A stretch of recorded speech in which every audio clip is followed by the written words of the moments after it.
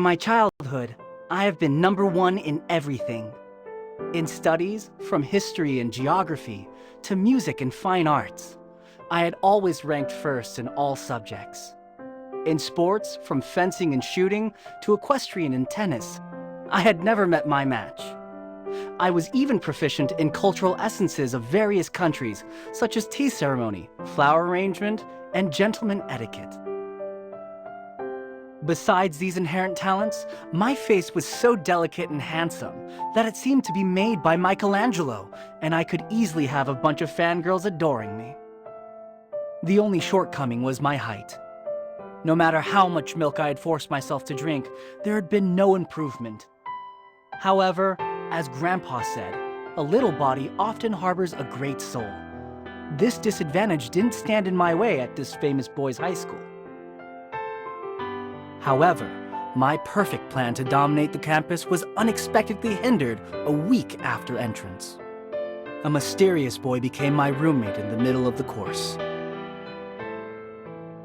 No one knew why he came a week later, and we were all curious about how he could still enter the school as normal without attending the opening ceremony. According to regulations, if students missed the opening ceremony, they would lose their qualifications to be a student of the school. However, after a week, the boy who hadn't even put on his uniform was led into the classroom by the class teacher.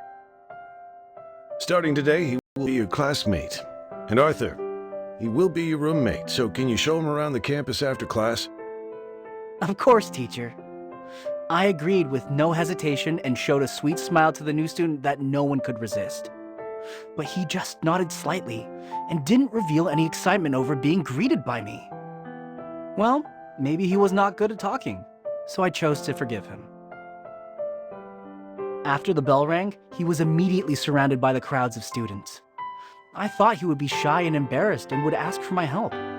After all, I was assigned by the teacher to be his guide. But I didn't expect him to answer the students' questions in such a natural way. What's your name? Lucien. Where do you come from? China. Are you a noble there? There's no class division in modern China. Then what does your family do? I don't have a family. The students thought he was just joking and continued to ask, Why? Everyone has a family. I'm an orphan. He gave a shocking answer with an expressionless face, and the crowds began to whisper. The boys here were either rich or noble, so his identity would surely raise rumors. Although he seemed not to care about this, I didn't like to hear the gossip. I broke into the crowd and led him out the classroom. He followed me silently all the way, and he was so quiet that I could hardly feel his existence. Hey, why did you tell them? It's okay not to answer. Because they asked, and I didn't think I needed to hide anything. When he said this, I could see the sincerity in his eyes. It seemed that he didn't mean to please the students with a joke. You should know what can be said and what cannot. I sighed, unable to understand his way of thinking. Sometimes, silence is a virtue. But honesty is also one. He looked genial and elegant, but he made his utmost efforts to fight for his point of view at such a time. I thought I probably couldn't get along with him.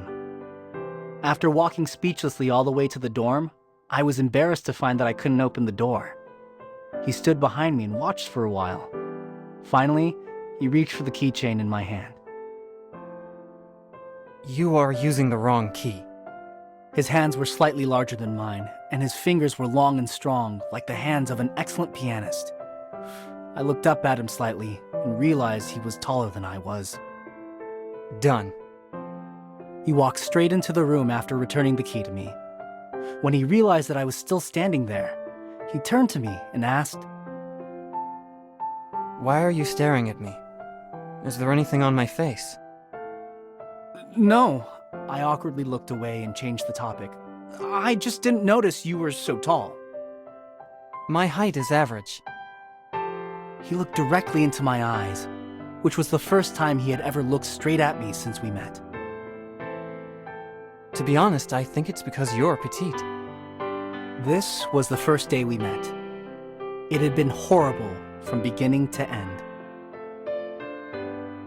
From that day on, everybody started to shun him, as I expected. He didn't care much about it. Every day, he just shuttled around the dorm, school building, and library with books in his arms, alone. At first, I thought he was always studying till midnight because he was always behind in his studies. Every day after I fell asleep, he was still writing swiftly, and when I woke up, he was already sitting at the desk. He was like an untiring perpetual motion machine, and I even wondered if he was a sleepless humanoid. But one day, I accidentally passed his desk. I couldn't restrain my curiosity and peeked at it. Then I realized what he usually read in the dorm was not the content of our textbooks at all. After that, I went to look up the names of those advanced subjects, which turned out to be college courses. Although he had previewed many courses in advance, he was never absent in class and sat upright while listening and taking notes. But when it came to PE classes, especially basketball, rugby, and other sports requiring teamwork, he was always absent for a variety of reasons. Even though he didn't come onto the court, he would still sit by and watch everybody. I didn't know what was interesting about watching boys sweat like this, but he seemed to enjoy it. He tried to be invisible all the time, making people forget about his existence. But if you paid attention, you would find that he had always been there. He watched us silently, being neither too close nor too distant. He was like a drop of oil dripping on the water, which gave me a subtle sense of strangeness. I'd been waiting for an opportunity to compete with him.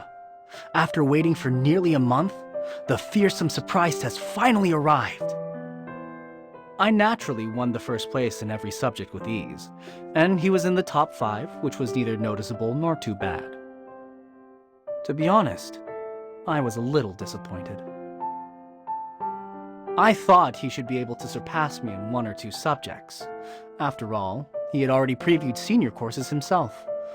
But in the end, it turned out that he was not as mysterious and intelligent as he seemed to be, but was just a little too anxious to learn.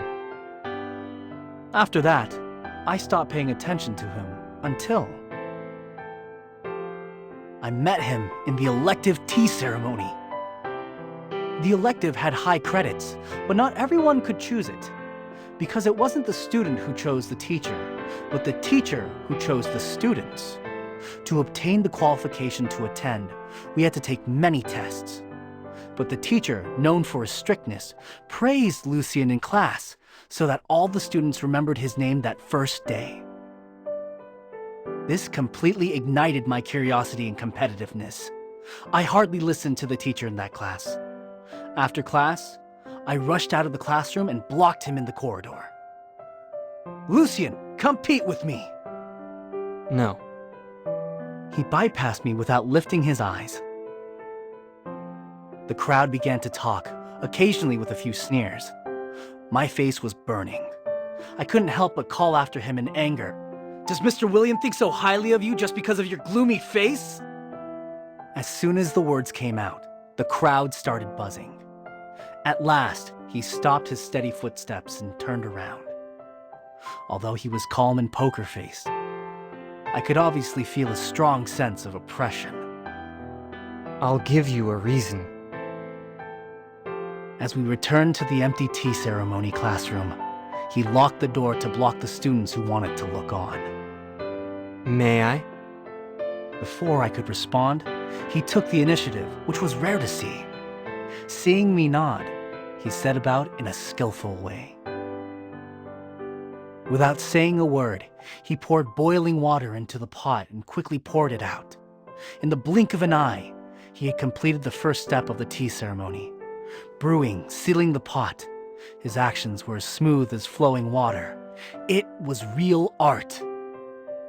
While I was still in awe, he had stood up and stepped aside. It's your turn. I was too ashamed to show off in front of him. I had to lower my head and admit my failure. No need. I lost. He clearly prevailed over me, but instead of showing off in public, He just hid his strength. To me, such behavior was simply contempt for God's gift. Why do you never show your strength? I didn't hide it on purpose. While speaking, he tidied the things up, as if we were talking about something unimportant. Usually I show the strength Lucien should have as a student, but what you see now is the strength Lucien should have as himself. Why do you do this? I don't think that's something you need to know. Everyone has his own mission, but not everyone can understand what others are going to achieve. When he said this, his look remained unruffled, but his tone revealed a trace of forbearance. Answer my question. No one had ever mystified me deliberately like him. I saw through the faint smile on his face. It was clear that I was treated as a child who had seen little of the world. I remember you once said that silence is a virtue, and I think I understand that now. He turned around to leave, but suddenly stopped before opening the door. You are too impetuous. If you calm down and rely on your own perception to get close to and understand the tea ceremony, you will know it better. I wanted to catch up with him and ask him thoroughly, but the crowd of onlookers blocked my way. When I finally managed to break away, he had disappeared in the corridor. My mysterious roommate left quietly after the first school year. Before he left, he finally decided to stop hiding his strength and accomplished a feat, ranking above me in all subjects. In addition to expressing shock, the students in the class didn't forget to give me a dig. I ate 5 whole scones to dispel my anger and depression. I thought he left in such a hurry because he worried this would irritate me, and he might have concealed his strength before in order to avoid embarrassing me. For his precious consideration, I decided to forgive him once more for leaving without saying goodbye. Of course, I didn't forget that I had to take the first place in everything, so I made an oath on the day when the exam results were announced that I would compete with him once more.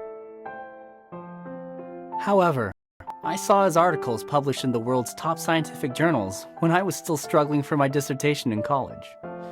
Of course, this was what happened later.